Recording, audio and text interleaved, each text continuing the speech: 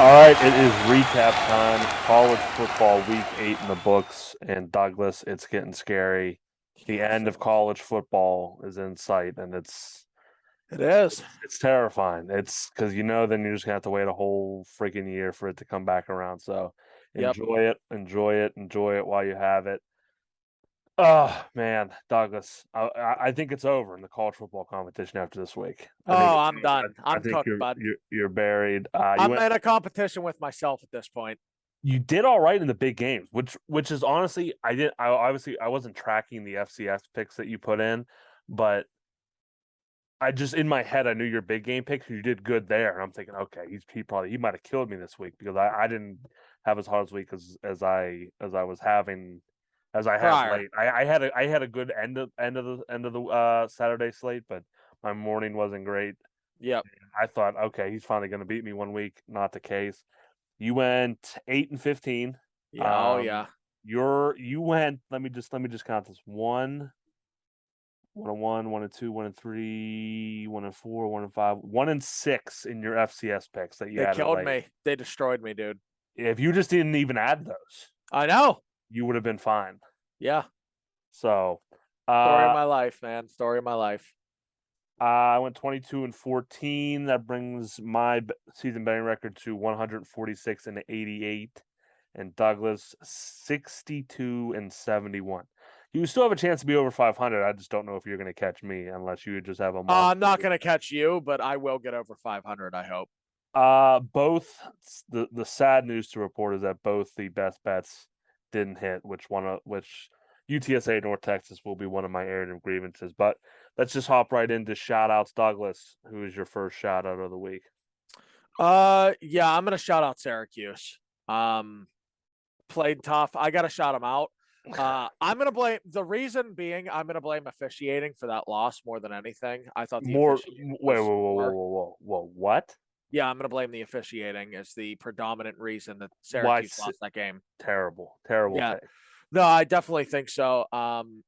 There was a play where I don't think it was DJ in anymore. It was the dude that they put in after they benched him. He Uh-huh. got hit and they called a roughing call on Syracuse. Yeah. The same pretty much identical play happened vice versa to Syracuse, and they did not get the call. And I get it, it's home field. Sometimes you're not going to get those calls if you're not at home. You got to call the game straight. Got to call it fair. The the That the call altered the, the game. the That altered difference the game. the difference between the two was when the Clemson quarterback was rolling out, he got hit. When the Syracuse quarterback was rolling out, he got pushed. I get it. Two completely different optics of that play. I get it. But when you're looking at it, just like And flash by by the flash, way, someone who's not as intelligent as you when it comes to like a football matter, if you're just watching that as like a casual, you're not going to really know much of the difference there. That's all I'm saying. I didn't think the Clemson call should have been called in the first place. I get it's a hit opposed to a push, but do you think that honestly should have been called? No, he's I at. think it was fine. I was Oh fine with man. it. Oh man. And See, and, I and, just I, and disagree. I'm saying that from a perspective where I had Clemson minus 13 and a half. That was dead. So I wasn't Yeah. even it wasn't even me rooting for the bet that I liked it. I just thought you can't hit a guy late if you push him. And by the way, I think another reason that didn't get called for Syracuse, that quarterback for Syracuse flopped like a dead fish. Yeah, he did. He did flop. I got to That give him that. that ref, I mean, he might have been just like, nah, you tried to sell that. So I want to shout out Syracuse just for the reason that essentially you didn't give them much of a chance to cover this. You didn't like them. A lot of people didn't. It's not just you. honestly, I mean, honestly, Clemson should have killed them. Clemson Not didn't show not disagreeing. Clemson didn't show up. Clemson played a quarter of football. They played a quarter and a half of football. I don't disagree. They played the second half of the third quarter and the fourth quarter. If they would have played the entire game, they beat that team by 30 points. I don't disagree. It wasn't even close. And I'll get into Dabo too. He'll be in my area of grievances because I have a big one to air with him. But my first shout out is going to be going back to the well here. Yep. Oregon State, just one of my easiest bets of the week, never even in doubt. Colorado coming off their first pack win of the year, their first win of the year. Yeah. at home against California. They go on the road. Oregon State, it's still a good team. They have if they win that one, they become bowl eligible. They did. They blew the doors off of Colorado 42-9. I'm looking at the end of this Oregon State schedule. I could see them getting a decent bowl. They're at Washington, they're home against Cal, at Arizona State, and they wrap up the season home against Oregon, which I don't know if they'll win that one, but I could see this team easily winning 9 games. Yeah, for sure. So I mean that they might not be Pac-12 championship eligible like I thought they would be, but definitely a solid year for the Beavs. Douglas, your next shout out. Yeah, my next shout out. I didn't even take them in a bet. I'm gonna shout them out for you. Uh-huh. Shout out the Ohio State University. Oh God. Oh yes, we are Well, gonna shout them out. they were close to You being thought they frauds. were dead in the No, I didn't water. think they were dead in the water. I wanted to give you guff because you can't I often know give you. guff I about know. Ohio State. But I mean, really, the fact that Iowa even put up points in that game was a little bit embarrassing. I get it, but they really only got 3 from the No. I offense. understand the fact that they did that. Okay, Embarrassing. fair. I know you were saying they're going to be your frauds of the week. Ryan Day's the fraud of the week, this and that. Mm-hmm. I told you, just bear with them. They're coming. They're going to obliterate this great, quote unquote, good defense. Sorry, I shouldn't use the word great. Good defense in Iowa. They're at home. I love the line. I should have taken it, but I don't ever bet Ohio State. I never. If you look at my card, I think I've only taken them once ever when I knew for sure it was a lock. I won't be betting them again all year. I don't think. That's just something I don't do. I do not bet on Ohio State. Every time I do, I tend to get bit in the ass by it. So I stay away from them. But I want to shout them out. They came through for you big. I didn't know if they were gonna at first. I felt good about it. Iowa's not good. They suck. Horrible. They are horrible. Absolutely terrible. And really, and it's going to be Ferentz has to fire his son at the end of this year. I would agree. He has to. If he doesn't, then they're going to start losing recruits, losing boosters because it's not going to change. This pitiful offense that they have is not going to change. He needs to go get some small school coach or a head coach or a small school offensive coordinator that has a good offense. I'm trying to think here. Maybe UTSA's offensive coordinator, or someone like has a high powered offense. Come in, change that offensive culture because right now it's. I mean, like I said, I'm not being facetious when I say they shouldn't have put up 3 points in that game. I agree. That was a letdown series for Ohio State when they put up that 3 points. Absolutely. So they're really bad. Yes, I agree. My next shout out, and this doesn't come lightly because I'm an Auburn fan, but I have to shout out Nick Saban because I took the under in the Alabama Mississippi State game, and this game was not even close to going over. Yeah, it was the over under was 60.5. The final score was 30-6. I knew that Alabama defense would respond. Nick Saban would not let them come out and lay another egg like they did against Tennessee. They were at home. Mississippi State had no chance in that game. I probably should have added the spread to my card. I just didn't. But it was never. I want to check. I kind of want to check the stats because let's see here. I mean, they held Mississippi State under 300 yards. I don't know if any other team has done that this year because that offense has been looking impressive. So shout out Alabama, that defense. When they want to be good, they can be good. So any more for you? No, that's it for my shout outs. All right, let's take it to the airing of grievances. The tradition of Festivus begins with the airing of grievances. I got a lot of problems with you people. Now you're going to hear about it. I have first one here. It's not really a team; it's a person. I might hate Dabo Swinney more than I hate Nick Saban. I don't know how many Clemson games you've watched this year. How many Clemson home games, I should say. Oh, one. Well, you do know about the tradition, right? How they run down the hill. Yep. Have you seen Dabo do that? He takes off. He is the first one by 100 feet. Yep. It's the Dabo show. It's not even about the players. If he was smart, he would already be on the field. Yeah. If he cared about, highlighting his players, he'd be on the field. I understand you're leading your players out. I get it. You're the leader, yada yada yada. But it's not what it like. It's like, to me, all I see is a guy who wants to be like the center of attention. Yep. When you do that, and if you do want to be the leader, I understand you don't want to get trampled by guys behind you, but like, don't run 100 feet out in front of them and make it a show about yourself.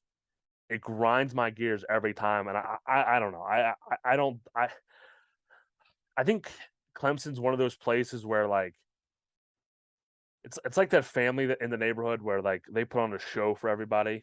Mhm. Everything seems normal in their house, and then like behind closed doors, it's just ugly. Like there's just I like that comparison. That's a so. good But analogy. I think there's some infighting that people don't see because Dabo tries to make everything all happy and big smiles. So Hey, you're screw you, preaching to the Dabo choir. Swinney. Yeah, you're preaching to the choir over here. I cannot stand Dabo. So, with that, I'm gonna jump into mine. I'm gonna go UCLA here, and this is a more of an on me / airing. Mm-hmm. When I saw the line spike, how it did Saturday morning, I know you saw it too, and you were hesitant. I was hesitant, and I saw that there was rain. Well, that's why I took the over off. I wanted to immediately flip sides, and I Mm-hmm. didn't because it burnt me last week when I did. So I stayed strong. I said, this is a good UCLA team. Little revenge spot for old Chip. I Yeah. get it. I loved it. I thought, they're gritty. This is a tough team. They can run the ball well. They play good defense. Can't throw the ball much in this rain. Well, that wasn't the case for old Bo Nix. He absolutely looked unbelievable. Yeah. I'm fine with them losing. Make it competitive. It wasn't competitive all game. All game. Well, it's not. Well, the problem came. I think the score was 17-14 or something where it was a one-score game, and Oregon got a surprise onside kick. Yep. And that basically flipped the game because UCLA could never just catch up. Yep. They were just down, and then Oregon went down after the onside kick and scored, and then they could just never catch up that 2-score deficit. They would bring it within one. Oregon would score again. So I mean, it was a 14-point swing that happened right there that ended up killing them. Now I'll get into this game later. I agree that I hate to say UCLA play. I mean, defensively they did play bad, but they did. But worse than I thought they would be. I mean, I would argue that's the focal point of their team. Like that's where they're strongest at, arguably. Yeah, I'll get into that game and in my fraud of the week though. My next area of grievance is going to be North Texas UTSA. Easily. I had the over 70 and a half. Oh, sorry, over 72. That doesn't matter. There were 35 points, half of the total. Half of the total I needed was put up in the fourth quarter alone of this game. 35 points in one. If I tell you the over is, if I tell you the over of a game is 72, and I promise you in one quarter alone 35 points are scored. What are the chances you take that bet? Oh, I would take it. That's what I mean. And it was just, but the sad thing is the other three quarters, there were, let's see here, 23 points combined. It was just, it was just one of those games where UTSA had a couple turnovers early. They couldn't get in their rhythm. UTSA kind of actually did the opposite of what they usually do. They usually let teams run on them a lot. They shut down the run and forced North Texas to throw a lot. I mean, North Texas is leading rusher. I told you they have two guys over 500 yards. Their leading rusher at 20 yards in the day.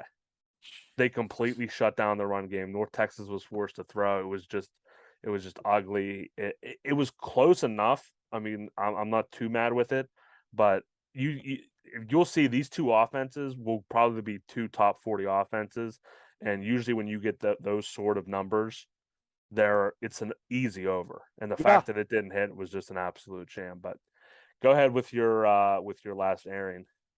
Yeah. So my last airing, I'm going to James Madison here. They're dead, dude.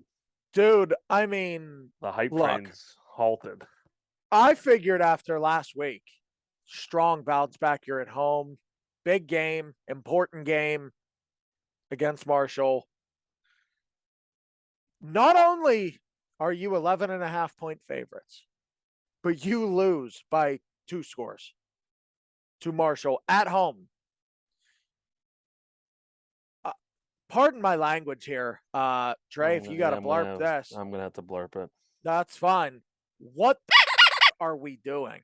I know that their starting quarterback did not play a large point of that game. I'll have to look. I get it. Hey, I get it. Yeah, I don't even think he started. Yeah, he didn't even start. So I get it. The strong got to prevail. If Yeah. you're that good, next man up, get in there and get it done. Not even that. Keep it competitive.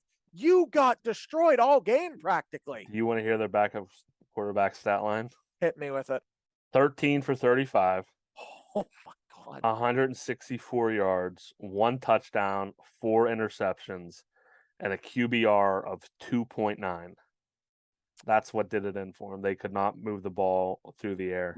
I mean, who's this guy? Huh? That's Billy Atkins. Yeah. He's a freshman. Where Billy Atkins came right out of the backwoods of Avella. I think he's from Parkton, Maryland, actually. Yeah, well, he did not seem that. Seemed like he came out of the backwoods of Avella from a tree stand. Let's get into the frauds of the week. God, that's amazing! You are so talented! Huh?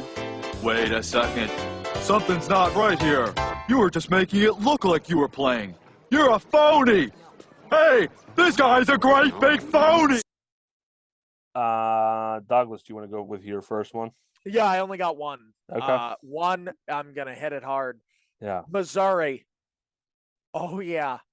Oh, yeah. My best bet, which I have been pretty solid on. This is the first week I've lost both in both sports. Oh, no. No, I actually hit my NFL one. Sorry. Excuse me. What are we doing? First of all, I like teasers. You like teasers. Anyone that bets, if you don't do teasers and you don't know what they are, you tease your team points. You give your team more points than what they're giving. So if Missouri is a 13.5-point favorite, if I tease them 4 points, they only got to win by 9.5 to cover. Okay. I teased them 4 points from 13.5. They're up 17-0. Damn near the end of the third. Good sack, touchdown kick. 17-7. Still covering my team. That's the teaser time. They have a chance to kick a field goal to go back up 13. You know what they do? They go. They go for it. Yeah. You know what happened? They don't get it. They get the ball back. Field goal go up 13. They kick the field goal. Over 20. It's a 33-yard field goal. You know what they do? They shank it. All kickers, man. Next play, you know what happens? They're going to go come down for an 80-yard touchdown. Backdoor. Hard. Lincoln in on it. Outstanding. Missouri, what the hell are you doing?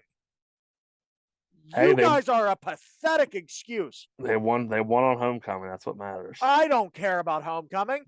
I don't give a rat's ass about their homecoming. I hope it sucked. Cover the teaser, let alone the spread. It's Vanderbilt. They may be the worst FBS team besides Colorado. They stink. Like, come on, man. Jesus. They're actually going to be good here. I understand but I would like Missouri. They have a recruiting class coming in. They're going to be fine. They're going to be good. I hope they're going to be good. As long as they can keep them, they're going to be freaking good. My fraud of the week's going to shock you, Douglas. Let me hear it. It's absolutely going to shock you. My fraud of the week's Bo Nix. Okay. Yeah, because the past 3 years, this was not Bo Nix. I knew that was coming. For the past 3 years, I watched a kid who was terrified to play quarterback. He was so afraid to play quarterback He was afraid to get this kid that played on Saturday was fearless. Oh This yeah. kid had no fear in his body. He was willing to die on that field to win a football game. Oh That yeah. was not the Bo Nix that played for the past 3 years in Auburn, Alabama. Does that speak to a coaching change? Maybe. Well, yeah, but he had 2 different coaches at Auburn. That's what I'm saying though. Like, do you think that is a determining thing? What do you mean? Is this guy that's at Oregon? Well, his offensive coordinator at Oregon was his offensive coordinator when he started at Auburn. Oh, didn't know that. Yeah. Okay, that's Which I interesting. understand because like that validates you even more. He plays as a true freshman. I understand. I don't expect too much from him that year in the SEC, but just the confidence that he showed on Saturday. I mean, you're talking about a kid who his average quarterback rating was, let's see here, in like the mid 60s. Okay. He had a QBR of 96 on Saturday. I mean, he played better on Saturday than he did in probably 3-game stretches his junior year at Auburn. It was unbelievable how well he played. If he played like that in a couple more games at Auburn, they might win an SEC championship. Well, yeah. Which is heartbreaking. So, Bo Nix, I hate you. I still don't think he's that good. I think he plays in a system that allows him to be that good. In the system. Yep. So, but it wasn't even about how well he played. It was just how he, like, there's something about if you watch Bo Nix for a long time, like I have, he it's not that he's not talented. There's something about him that plays scared in big moments, against tough crowds. He plays with like a fear about him, and he did not play like that on Saturday. So I still don't think the Pac-12 honestly is dead though. The Pac-12 will not have a representative now. Yep. UCLA was the only shot. So that's unfortunate for them, but I mean that's kind of what you want though. Yeah. But because the thing is, if you think about it, if the college football playoff expanded to 12 teams, you would have probably 3 representatives, or at least 2 representatives. Yeah. So I mean, right now, I think right now UCLA is 12th in the 8 people. So you would have Oregon, USC, and them. So you would have 3 teams representing you in the college football playoff if they were exact rankings. But so I mean, that's kind of what you want, though. That's probably going to be I mean, in the past, and I've gone into this too about the SEC, where if you watch SEC officiating, whoever has the better chance of making the college football playoff, usually gets a call here or there. Oh, for sure. See, with Alabama all the time. It's not good for the conference. It's not good for the conference to have your number 1 team get upset. But in the future, it might be, as long as the team that upsets them is good enough to have a chance to make the top 12 too. So, yep. All right. Moving on to one big takeaway from the week, Douglas. Your thoughts? Yeah. So I technically have 2. The second one I'm just touching on very quickly. The first one is my big one. Okay. Clemson is probably going to make the college football playoff. They don't have a hard path. They will be exposed fast. They're not getting out of the first round. They're not going to the Natty. They're not good. If you bench your quarterback at any point in the season when he's healthy and you bring in another guy, that tells me you have a problem at that position. You have a problem there, and you're acknowledging it. I don't know about that. I believe that firmly. I would agree with that statement at the NFL level, but in college, I feel like it's kind of like you're an NBA fan, and I think even Dabo said something to this liking, like if you're LeBron James and you go out there for the Lakers and you start off 0 for 13 from the field, you might get sat down for a little bit. I get it. That's the same idea. I ain't taking nothing that guy says. Okay. Dabo's a bowl of horse shit with milk. No, but like you understand where he's coming. Like you're just understand. No, for especially sure. in college, you're just not always going to be on your A game. So ultimately that will hold them back is their quarterback play. I don't disagree with that. If you're not going to run the ball like Michigan, if you're not going to play defense like Georgia, and you're not going to throw the ball like Ohio State, you're there for no reason. Toughen up your schedule, play some big boys. I mean, like, But I'm they sitting here. can't I'm help their sitting here. conference. They can't help their I know. conference. Sucks. I know. I'm sitting here rooting for Syracuse though, because I want them to expose these frauds. They're frauds. They were almost my fraud of the week, even though they won. They were close. They're frauds. They I go don't to think they they should go have won to the Notre game. Dame next week. They get a little test next week. Yeah, well, And they play South Carolina at the end of the year, and South Carolina's coming on, but that is in Clemson too. yeah, well, the best shot of them losing this week then. Yeah, I mean their last 3 games are at home, so I cannot wait for Clemson to be exposed. Dabo is the most overrated coach in college football in my book. They will be exposed. People wait on it. If you're a Clemson fan, you're a jackass. Look at me. They suck. Okay? They suck. my bold prediction or my one big takeaway is that TCU is going to make the college football playoff. This offense is absolutely unstoppable. This is probably next to Ohio State the second best offense in the country. They don't have what? Tennessee? No, this is better. Wow. This is freakish what they're doing right now. Sonny Dykes. I don't know if he's a good head coach just yet. That time will tell that because there's a lot more intangibles that come in. But you talk about play callers and play designers and X's and O's. This guy just knows how to manipulate defenses. Their schedule is not too crazy down the stretch here. Their next 2 games should be easy wins. West Virginia has a terrible defense. They go 2 there. It doesn't matter. They're going to be able to score there. That does not matter. Texas Tech, again, terrible defense. Will be able to score there. The one that worries me the most, they go to Texas. Worries me a little bit, but I think they'll do all right. They go to Baylor. Baylor's okay. They didn't impress me too much against a banged up Kansas team on Saturday. And then they're home against Iowa State. But I see them sweeping all those games. Okay. I see them going 5-0 in those games. Go to the Big 12 championships. I don't care. That's just for the sake of it. Let's look who they'll probably play. Ooh, it's a good question. With Texas losing, I think they play. I don't think Oklahoma State and Kansas State have played yet. So the winner of that game, whoever wins that game. So probably Oklahoma State would be my early prediction on that. Oklahoma State and Kansas State play this week, so I think the winner of that game will end up playing TCU in the champ. It's let's see here. It is at Kansas State. Okay. So the winner of that one will be playing in the Big 12 championship against TCU. Okay. And I like TCU to beat either of those teams again. Okay.